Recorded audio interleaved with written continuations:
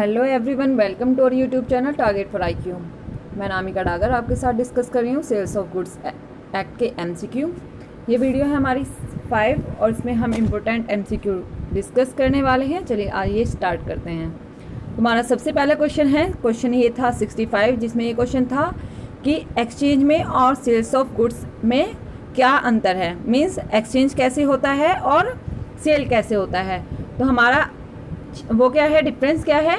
कहता है कि विनिमय में वस्तु के बदले वस्तु प्रदान की जाती है, जबकि विक्रय में वस्तु के बदले मूल्य के रूप में मुद्रा प्रदान की जाती है। क्या होता है भाई, कैसे करते हैं विनिमय, कैसे करते हैं एक्सचेंज, कहाँ पर बताया गया है, टीपीए में बताया गया एक्सचेंज सेक्शन 118 में, है ना। तो कहाँ उसमें क्या बताया गया कि एक वस्तु के बदले या तो हम वस्तु प्रदान करेंगे कि एक चीज़ के बदले हम दूसरी चीज़ चेंज करते हैं, तो उसे क्या कहते हैं, एक्सचेंज कहते हैं। और अगर हम पैसे दे रहे हैं, एक तरफ से पैसे दिए जा रहे हैं, धन दिया जा रहा है, और दूसरी तरफ से कोई गुड्स दिया जा रहा है, तो उसे क्या कहेंगे, सेल कहेंगे। ठीक है, तो हमारा आंसर होगा सी, कि विनिमय में वस्तु के बदले वस्तु प्रदान की जाती है, जबकि विक्रय में वस्तु के बदले मूल्य के रूप में मुद्रा नहीं है, ये है, जबकि विक्रय में वस्तु के बदले मूल्य के रूप में मुद्रा प्रदान की जाती है। ओके, चलिए इसके बाद हमारा नेक्स्ट क्वेश्चन है कि निम्नलिखित में से विक्रय और दान में क्या फ़र्क होता है। क्या क्वेश्चन कह रहा है कि भाई दान क्या है और सेल क्या है। ठीक है, गिफ्ट क्या है और सेल में क्या डिफरेंस है। तो अब फिर गिफ्ट कहाँ पर है, गिफ्ट भी डिफाइन कहाँ पे किया गया है, गिफ्ट को डिफाइन किया गया है टीपी एक्ट के सेक्शन 122 में, और सेल को तो अपना है ही अपना सेल्स ऑफ गुड्स एक्ट में, है ना। तो क्या अंतर है देख लेते हैं कि विक्रय में माल के लिए प्रतिफल यानी मूल्य की आवश्यकता होती है। बिल्कुल भाई, अगर तुम कंसिडरेशन नहीं दोगे तो थोड़ी ना माल बिक्री हो जाएगा। अगर पैसे नहीं दोगे तो कोई माल थोड़ी ना दे देगा आपको, है ना। तो विक्रय में क्या होता है, विक्रय में माल के लिए प्रतिफल यानी मूल्य की आवश्यकता होती है, जबकि दान के लिए प्रतिफल की आवश्यकता नहीं होती है। बिल्कुल, अगर कंसिडरेशन देंगे तो वो विक्रय हो जाएगा ना। तो दान में क्या होता है, दान में प्रतिफल नहीं होना चाहिए, दाता होना चाहिए, अदाता होना चाहिए और विषय वस्तु होनी चाहिए, है ना। यही तो होना चाहिए, कंसिडरेशन नहीं होना चाहिए। तो हमारा आंसर है ए। इसके बाद में बी सी डी भी देख लेते हैं क्या कहता है। कहता है दान में प्रतिफल की आवश्यकता होती है, जबकि विक्रय में नहीं। भाई बिल्कुल गलत कह रहे हो। फिर कह रहा है दान एवं विक्रय दोनों में प्रतिफल की आवश्यकता होती है, एक में धन होता है तथा दूसरे में वस्तु प्रतिफल होती है। ये भी गलत कह रहा है। तो हमारा आंसर ए ही सही है। इसके बाद है कि माल के विक्रय की विधिपूर्ण संविदा के लिए निम्नलिखित में से कौन सी शर्त नितांत आवश्यक होती है। तो क्या होती है माल की विक्रय की संविदा, कि एक प्रस्ताव होता है, प्रपोजल होता है कि भाई मेरे को ये सामान खरीदना है तुमसे, ठीक है, और मैं ये सामान खरीदना चाहता हूँ। दूसरा बंदा कहता है ठीक है मैं एक्सेप्ट करता हूँ, तुम ये सामान खरीद लेना। तो वो क्या कर रहे हैं, विक्रय की संविदा कर रहे हैं, पैसे बता दिए कि इतने पैसों में मैं तुम्हारा सामान खरीदूंगा। तो क्या होना चाहिए, एक प्रपोजल होना चाहिए, फिर कहता है एक्सेप्ट होना चाहिए, कुछ मूल्य भी होना चाहिए बिल्कुल, और उसके बाद में विषय वस्तु भी होनी चाहिए। तो इसमें हमारे ए बी सी डी सारे ही होने चाहिए। फिर है ए अपना घोड़ा 50,000 रुपये में विक्रय करने हेतु बी को पत्र लिखा, बी ने मौखिक रूप से अपने स्वीकृति को भेज दिया या स्वीकृति भेजे बिना ही घोड़ा स्वीकार कर लिया। इस दृष्टांत में जो संविदा हुई वह किस प्रकार की है। तो भाई उसने पहले क्या कहा था, उसने विक्रय करने के लिए बी को पत्र लिखा, तो उसने संविदा के लिए क्या प्रपोजल क्या लिखित में किया, है ना। उसने एक्सेप्ट कैसे कर लिया, उसने मौखिक रूप से कर लिया, तो मौखिक भी कर दिया भाई। उसने घोड़े को भेज दिया, उसने स्वीकार कर लिया, तो विवक्षित संविदा हो गई, इम्प्लाइड हो गई। तो कैसी संविदा हुई है, लिखित, मौखिक और इम्प्लाइड तीनों ही हो गई हैं। आचरण द्वारा उपयुक्त सभी हमारा आंसर होगा। इसके बाद है ए बै को ऐसी पुस्तक बेचने की संविदा करता है जो कि अभी प्रकाशित की जानी शेष है ना। किसकी बात कर रहा है, भावी माल की बात कर रहा है। तो ये कौन सा है, ये भावी माल की बात कर रहा है। भावी माल कहाँ पर डिफाइन किया गया है भाई, 2.6 में डिफाइन किया गया है भावी माल, और 2.7 में माल को डिफाइन किया गया है। ओके, तो ऐसी पुस्तक बेचने की संविदा करता है जो अभी प्रकाशित की जानी है शेष है। तो संविदा किस प्रकार के माल की संविदा है, वो भावी माल की संविदा है। इसके बाद है संविदा के पक्षकारों द्वारा शर्तों का अधित्यंजन किया जा सकता है, किंतु वारंटी का अधित्यंजन नहीं हो सकता।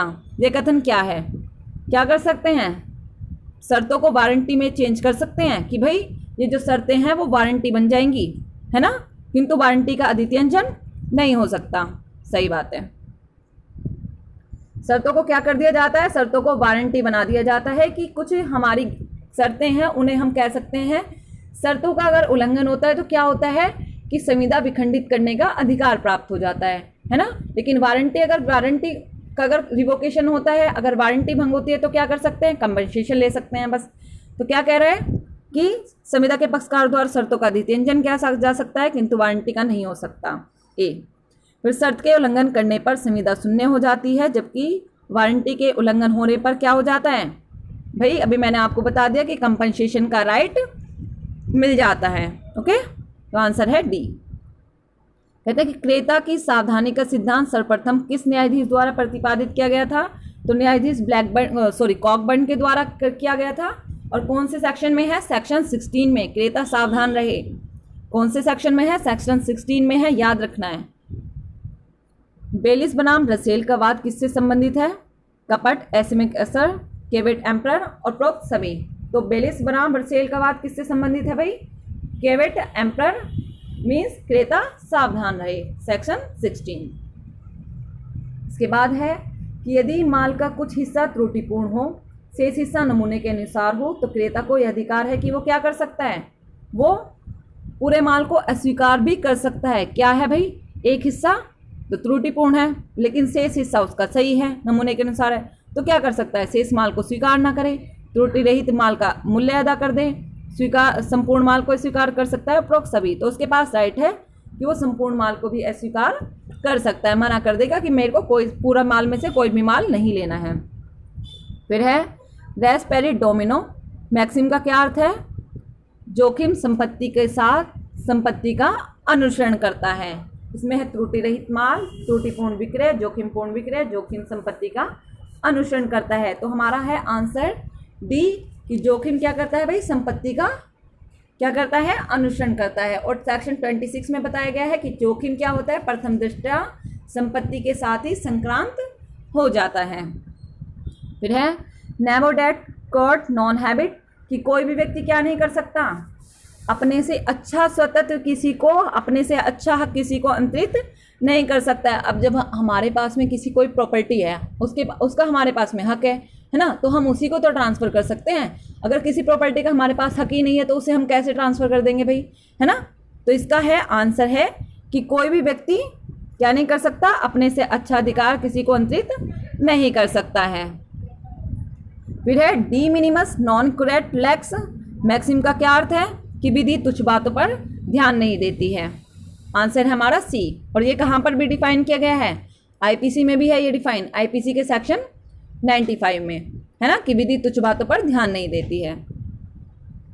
इसके बाद है हमारा क्वेश्चन कहता है कि मैच द फॉलोइंग करा रहा है भाई।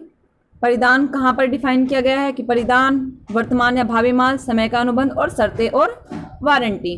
तो परिधान की बात कहाँ पर हुई है, परिधान की बात हुई है सेक्शन 33 में, ठीक है जी।